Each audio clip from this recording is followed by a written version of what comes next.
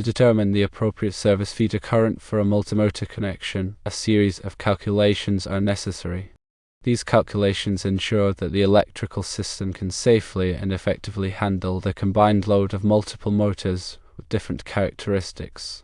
Let's consider a scenario involving a 460-volt service that supplies power to several motors with varying voltage requirements and duty cycles.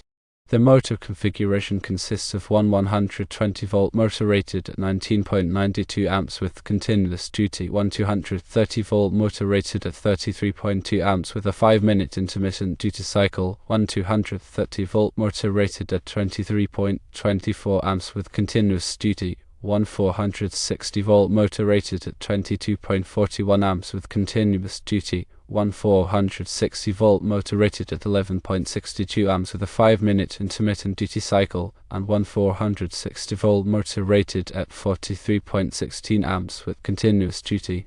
The initial step involves converting the amperage ratings of each motor to volt amps, or VAR, using their respective voltages. This conversion is essential because it allows us to work with a common unit of power measurement.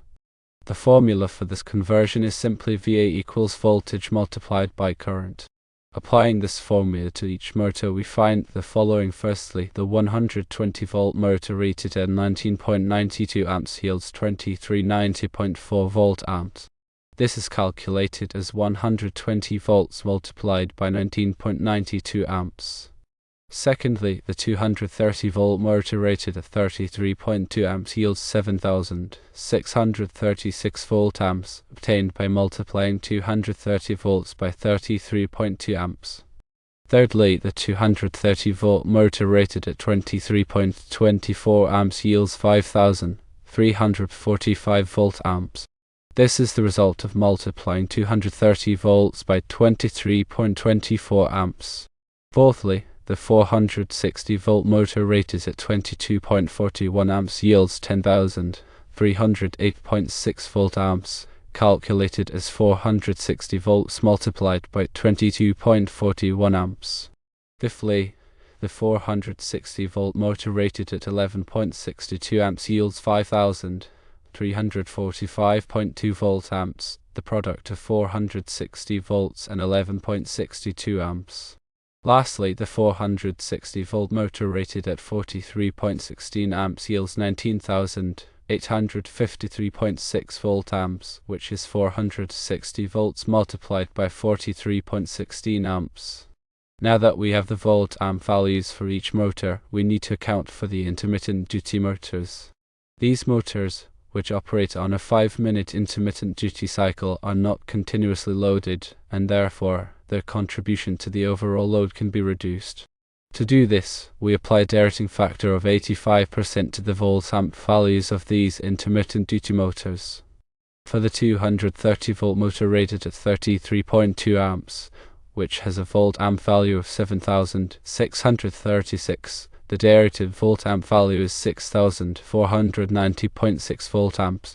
This is calculated as 7,636 volt amps multiplied by 0.85. Similarly, for the 460-volt motor rated at 11.62 amps, which has a volt amp value of 5,345.2, the derated volt amp value is 4,543.42 volt amps.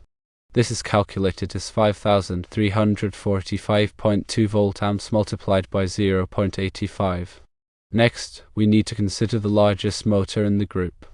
According to electrical codes, the feeder conductors must be sized to handle at least 125% of the full load current of the largest motor, plus the full load currents of the remaining motors. In our case, the largest motor is the 460-volt motor rated at 43.16 amps, which has a volt amp value of 19,853.6. To apply the 125% rule, we multiply this volt amp value by 1.25, resulting in a value of 24,817 volt amps. This adjustment ensures that the feeder can handle the inrush current and overload conditions associated with the largest motor. With all the individual motor volt amp values adjusted for duty cycle and the 125% rule, We can now calculate the total volt-amp load on the service feeder. This is simply the sum of all the individual volt-amp values.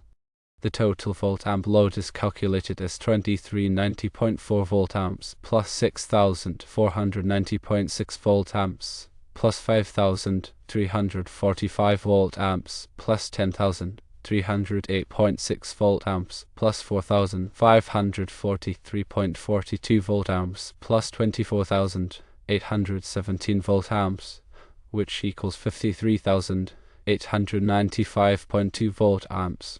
Finally, to determine the required service feeder current, we divide the total volt-amp load by the service voltage. The formula for this calculation is current equals total volt-amps divided by voltage. In our case, the total volt-amp load is 53,895.2 volt-amps, and the service voltage is 460 volts. Dividing 53,895.2 volt-amps by 460 volts yields a service feeder current of approximately 117 amps. Therefore, the service feeder must be sized to carry at least 117 amps to accommodate the combined load of all the motors.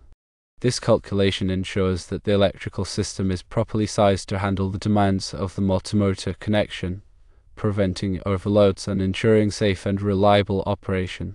The process involves several key steps, including converting amperage to volt-amps, derating intermittent duty motors, applying the 125% rule to the largest motor, calculating the total volt-amp load, and determining the required service feeder current. Each of these steps is crucial in ensuring the electrical system's integrity and performance. Understanding these calculations is essential for electrical engineers, technicians, and anyone involved in the design, installation, and maintenance of electrical systems that power multiple motors.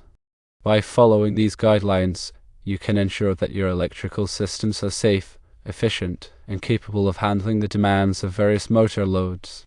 Let's delve deeper into the specifics of each step to provide a more comprehensive understanding. Firstly, the conversion of amperage to volt-amps is a fundamental step because it allows us to work with a consistent unit of power. Amperage represents the current drawn by the motor, while voltage represents the electrical potential difference. To combine these two factors into a single measure of power, we use volt-amps, which represents the apparent power consumed by the motor.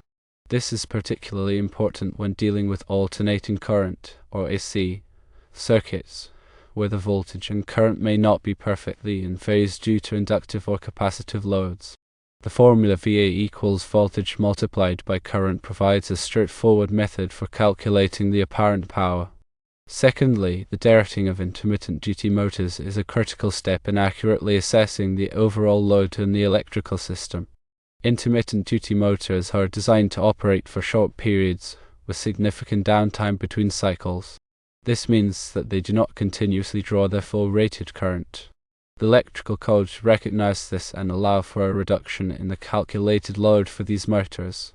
By applying a derating factor, typically 85%, we reduce the volt-amp value to reflect the actual average load imposed by the motor. This prevents oversizing the feeder conductors and other electrical components, resulting in cost savings and improved efficiency. Thirdly, the application of the 125% rule to the largest motor is a crucial safety measure. Motors, especially during startup, can draw significantly higher currents than their rated full load current. This inrush current can be several times the normal operating current and can last for a few seconds. To accommodate this inrush current and prevent nuisance tripping of circuit breakers or overload protection devices, electrical codes require that the feeder conductors be sized to handle at least 125% of the full load current of the largest motor. This ensures that the feeder can withstand the temporary overload without being damaged or causing disruptions to the electrical system.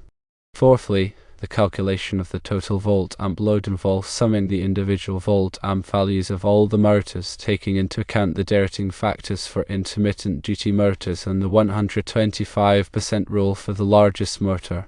This total volt-amp load represents the overall demand on the electrical system and is used to determine the required size of the service feeder conductors, transformers, and other electrical components.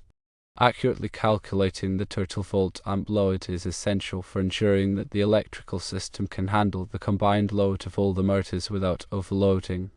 Lastly, the determination of the required service feeder current involves dividing the total volt-amp load by the service voltage. This calculation yields the current that the service feeder must be capable of carrying to supply the combined load of all the motors. The service feeder conductors must be sized appropriately to handle this current, taking into account factors such as conductor ampacity, temperature ratings, and derating factors for ambient temperature and conduit fill. In addition to these calculations, it's important to consider other factors that can affect the overall load on the electrical system. These factors may include power factor correction, harmonic distortion, and voltage drop. Power factor correction involves adding capacitors to the electrical system to improve the power factor, which is the ratio of real power to apparent power. A low power factor can result in increased current draw and reduced efficiency. Harmonic distortion is the presence of non-sinusoidal waveforms in the electrical system, which can be caused by nonlinear loads such as electronic devices and variable frequency drives. Harmonic distortion can lead to increased heating of electrical components and reduced equipment lifespan. Voltage drop is the reduction in voltage along the length of the feeder conductors. Excessive voltage drop can result in reduced motor performance and can damage sensitive electronic equipment. To mitigate these issues, it may be necessary to implement power factor correction, harmonic filtering, and voltage drop compensation techniques. These techniques can improve the overall efficiency, reliability, and performance of the electrical system. In conclusion, calculating the service feeder current for a multimotor connection requires a thorough understanding of electrical codes, motor characteristics, and load calculations. By following the steps outlined above and considering other relevant factors, you can ensure that your electrical systems are safe, efficient, and capable of handling the demands of various motor loads. This knowledge is essential for electrical engineers, technicians, and anyone involved in the design, installation, and maintenance of electrical systems that power multiple motors. Remember to always consult with qualified professionals and adhere to local electrical codes when designing and installing electrical systems. Safety should always be the top priority.